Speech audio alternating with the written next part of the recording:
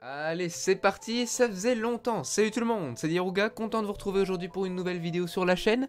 Aujourd'hui, on va parler manga sur un format un petit peu différent de ce que j'ai l'habitude de vous proposer. Un format sans facecam certes, mais j'espère qu'il vous plaira quand même. On va parler de deux mangas dont j'ai déjà parlé sur la chaîne, à savoir Fire Punch et Rikudo. Alors qu'est-ce que j'en ai pensé après lecture de plusieurs tomes cette fois-ci? C'est parti.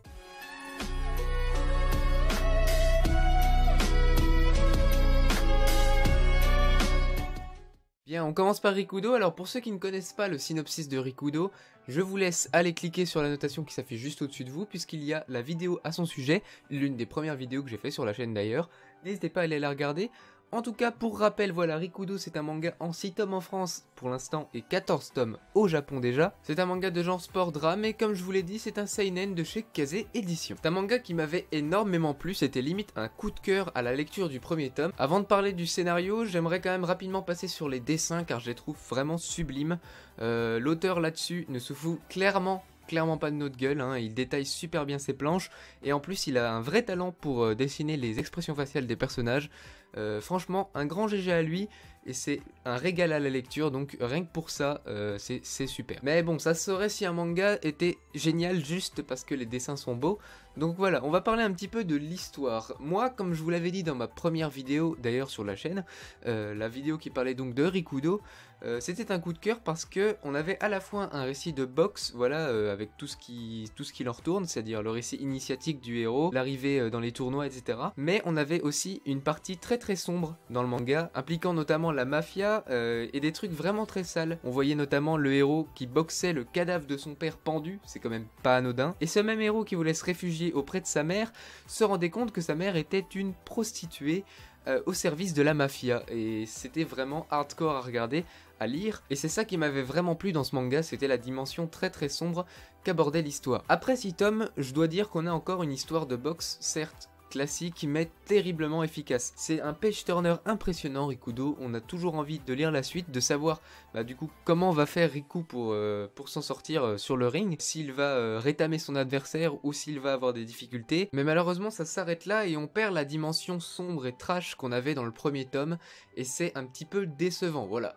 Après, est-ce qu'on va la retrouver plus tard? Je l'espère, wait and see comme on dit. Côté des personnages, je trouve que c'est très bon, on a d'un côté les personnages qu'on va qualifier de principaux, c'est-à-dire Riku et son entourage proche, hein, c'est-à-dire son entraîneur, celui qui l'a motivé à devenir boxeur, la meuf qui le suit partout et qui arrête pas de lui dire d'arrêter de boxer, d'ailleurs elle me casse un peu les couilles. Et on a aussi des personnages un peu plus secondaires mais qui sont quand même intéressants, notamment les adversaires de Riku durant tout le long du tournoi de boxe. Je les ai trouvés assez cool parce que voilà, c'est pas complètement expédié, il y en a certains certes c'est un peu plus rapide que d'autres, mais voilà, on a notamment un personnage qui est un père de famille, qui va avoir du coup ses propres ambitions et ses propres envies par rapport à sa famille, et du coup c'est assez intéressant de voir ça, de voir que le héros va devoir gagner contre cet homme qui lui aussi a ses convictions et que finalement un seul en sortira vainqueur. Je trouve donc les personnages assez attachants, j'ai hâte de voir comment ils vont être développés par la suite, si ça va aller dans l'original ou si ça va aller dans le bateau classique, c'est-à-dire voilà, un Riku qui va monter les échelons petit à petit pour devenir le meilleur boxeur du Japon, sans réelle intrigue derrière. J'espère pas, on verra. Dernier point positif que je pourrais aborder, mine de rien, c'est le taux de tomes par an. En effet, Kazé nous sort un tome tous les 2 mois, ce qui est pas anodin, ce qui est plutôt un très bon ratio. Alors certes, on peut avoir des mangas qui sortent un tome par mois, mais ça reste très rare. Un tome tous les 2 mois, c'est un très bon ratio. Ça vous permet de suivre l'histoire sans oublier voilà ce qui s'est passé dans les précédents tomes parce que vous avez attendu 6 mois. Et j'ai trouvé ça quand même important à souligner. On passe maintenant à mon avis sur Fire Punch après la lecture des 4 premiers tomes. Comme pour Rikudo, j'ai déjà fait une vidéo à son sujet, donc si vous ne l'avez pas vu et si vous voulez connaître le synopsis et voilà ce que j'avais pensé après la lecture de seulement un tome, je vous invite à cliquer sur la notation qui s'affiche au-dessus de votre écran. Important à préciser quand même, il s'agit d'un manga terminé au Japon en 8 tomes, hein, ça a été annoncé il n'y a pas si longtemps que ça, et 4 tomes sont déjà sortis en France, le 5e sortira d'ailleurs au mois de mars. Pour moi, l'une des plus grandes forces de Fire Punch, c'est son originalité et surtout la façon dont l'auteur arrive à nous surprendre constamment. On a affaire à une histoire qui partait sur un fond très classique, hein, l'histoire d'une vengeance, et au final on se rend compte que ça ne sera pas ce qui sera au centre du manga. J'en dis pas plus pour ne pas vous gâcher la surprise, mais mine de rien, ce que j'ai trouvé particulièrement intéressant dans ce manga, c'est la créativité de l'auteur dans son scénario. À chaque fois qu'il nous fait apparaître des personnages avec des facultés, des pouvoirs spéciaux, il arrive à les utiliser d'une manière assez originale, et voilà, c'est pour moi l'un des gros points forts de ce manga. Autre point du scénario qui me plaît pas mal, c'est la situation géopolitique. On a en fait d'un côté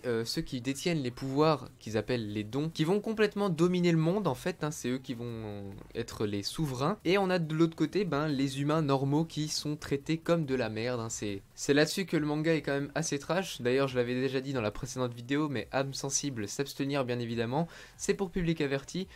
Voilà, donc on a les dominants et ceux qui sont traités comme du bétail, comme des esclaves, comme du carburant qui servira finalement uniquement à la bonne prospérité de ceux qui ont, eux, les pouvoirs. Bon, après, on parle quand même d'une prospérité dans un monde complètement recouvert de glace, donc même ceux qui détiennent les pouvoirs doivent finalement survivre. Et c'est d'ailleurs à cause de ça qu'ils sont devenus de véritables monstres à l'égard de ceux qui n'ont rien demandé et qui sont traités comme du bétail, et plus comme des humains. Et tout ce côté esclavagisme fait partie intégrante de l'histoire, notamment quand on avance un petit peu dedans, parce qu'on se rend compte que au-delà de la vengeance, le héros va avoir envie de les aider, parce que bon, il voit ça, il a pas vraiment envie de les laisser comme ça. Voilà, je vous en dis pas plus, mais je trouve vraiment l'histoire très intéressante et qui prend une bonne tournure. Hâte de voir la suite, j'espère que ça va encore évoluer dans le bon sens. Côté dessin, je les trouve assez sympas, il y a quelques visuels vraiment très beaux.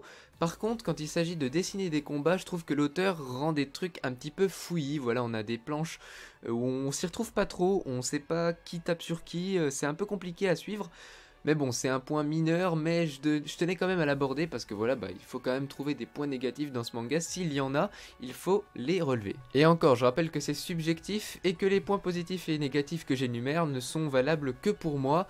Et peut-être pour certains d'entre vous quand vous l'aurez lu, peut-être que certains d'entre vous seront d'accord avec moi, mais voilà, ne prenez pas ça comme argent comptant et venez pas rager dans les commentaires. J'ai pas envie de vous spoiler les deux œuvres, que ce soit Rikudo ou Fire Punch, c'est pour ça que je suis quand même assez succinct sur mes explications, parce que le reste vous le découvrirez par vous-même en le lisant, mais tout ce que je peux vous dire, c'est que globalement, ce sont de très très bonnes séries que Kazé nous ont sorties pendant cette année 2017. Deux séries qui font d'ailleurs partie de mon top 10 des séries débutées en 2017, donc c'est quand même un très très bon point. Le résultat final est de 7 sur 10 pour Rikudo et de 8 sur 10 pour Fire Punch. Rikudo m'a un petit peu déçu dans sa tournure, mais reste très très bon.